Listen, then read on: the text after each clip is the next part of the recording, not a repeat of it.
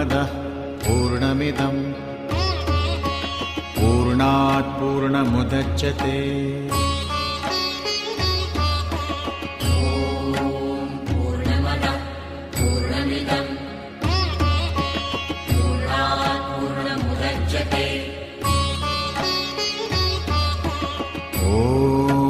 पूर्णमदः पूर्णमिदं पूर्णात् पूर्णमुदच्यते।